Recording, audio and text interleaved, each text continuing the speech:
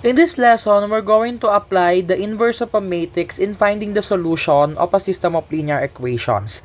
If A is an invertible matrix, then the system of linear equations AX equals B has a unique solution X equals the inverse of A times B. Recall that A is the coefficient matrix, X is the variable matrix, and B is the constant matrix or the RHS of the system of linear equations. Solution is X, bold X, okay? And then we have the inverse of A times the B, times B, the matrix B, small b. Okay, so here, what is our X? Our X here is UVW. Okay, UVW, and then the inverse, and then times -4, 5, -7. So we will get the solution from here. I will use the adjoint method since it is relatively easier compared to the Gauss-Jordan. Okay, let us get first the coefficient matrix. Let capital A, the coefficient matrix. You have here 1, 1, 2, 1, positive 2, negative 3, 1, negative 3, negative 1. This is the coefficient matrix. So I'm going to get the adjoint. Okay, in getting the adjoint, I'm going to get first the cofactor matrix. Capital C is the cofactor matrix. How do we get it? So let us just get the cofactor of each entry. Okay, remember the sign convention. Okay, I'll just write it here. Okay, the cofactor of 1 is 1 positive times the minor. The minor is the determinant of the submatrix or the entries that have not been crossed out. So you have -2 minus +9, you have -11.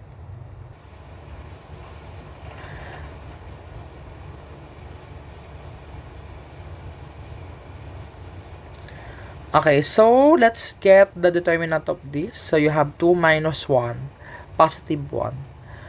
Now that we have already solved for the cofactor matrix, we can now get the adjoint. The adjoint of A is equal to the transpose of the cofactor matrix. What is the transpose of this? You have -11, -2, -5, -5, -3, +4, -7, 5, and 1. Okay, next step, let us get the determinant of A. Actually, you can take the determinant first of the coefficient matrix. So I will put that into writing.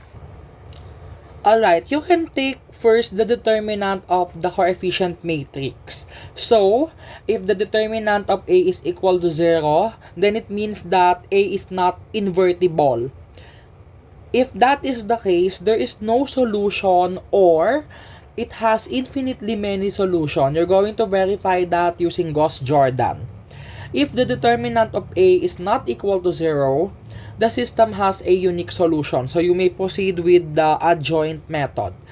So you can switch that. Get first the determinant so that it will save you time if ever the system doesn't have a solution or it has infinitely many solutions.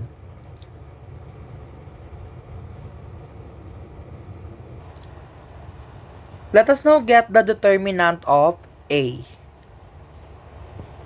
So you have this one.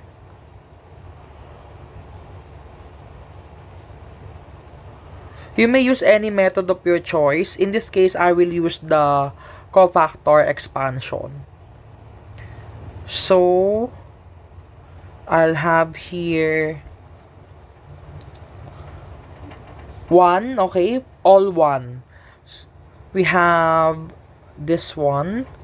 2, negative 3, negative 3, negative 1, the expansion of the first row, first column, and then minus the expansion of the second entry. I'll have here 1, negative 3, 2, negative 1. It's negative because it's in the negative position. And then plus 1 times the minor of that. 1, 2, 2, negative 3. Simplifying this, I'll have negative 2 plus 9. So that will be positive 7. And then here you have negative 1 minus 6, negative 7. Negative, so plus 7. And then you have negative 3 plus 4. So that is positive 1.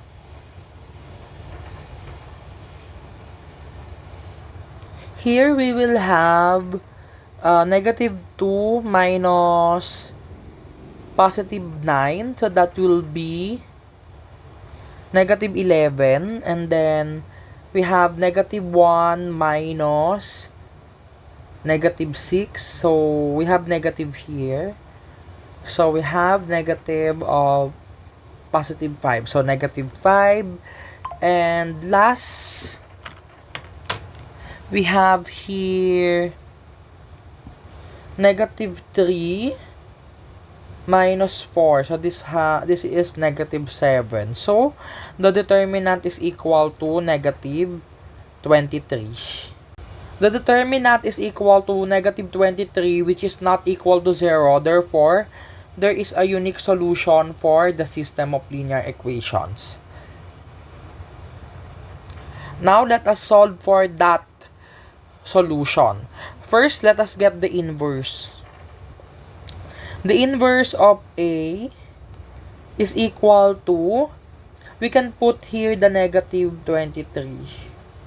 Okay, remember from the formula, adjoint divided by the determinant. The determinant is negative 23. I'll just put it in the front. Okay, we have here the adjoint.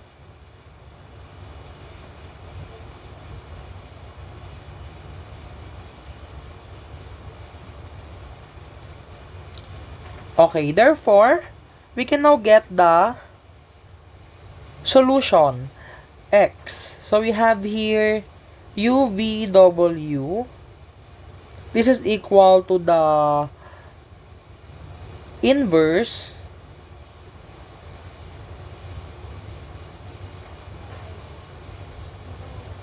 times the RHS. The RHS is this one.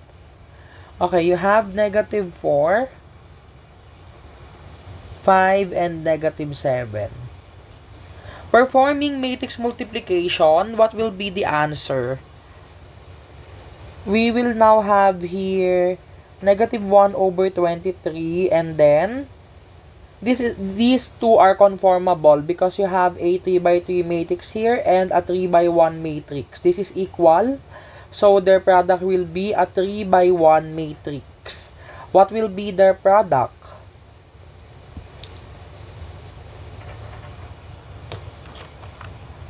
For the first one, we have negative 11 times negative 4 plus negative 2 times 5. I'm just performing matrix multiplication. For the first entry, performing the multiplication, I'll have 69. Okay? And then next, let us multiply the second row let's multiply the second row to the multiplier. So we have negative 5 times negative 4 plus negative 3 times 5 plus 4 times negative 7. We have negative 23.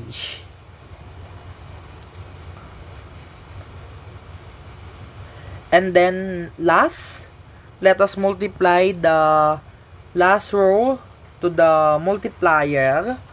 So you have negative 7 times negative 4 plus 5 times 5 plus 1 times negative 7. So the result is 46. We can now get the U, V, and W. So from here, I'm just going to perform scalar multiplication here. So you're going to multiply negative 1 over 23 to each. So we will have UVW equals 69 times negative 1 over 23 times 69, that is negative 3.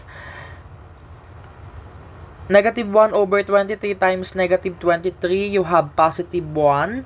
And negative 1 over 23 times 46, you have negative 2. So we now have the solution. U is equal to negative 3, V is equal to 1, and W is equal to negative 2. This is now our answer using the adjoint method. You are highly encouraged to answer the following exercise so that you can practice. You may use the Gauss-Jordan elimination and the adjoint of a matrix.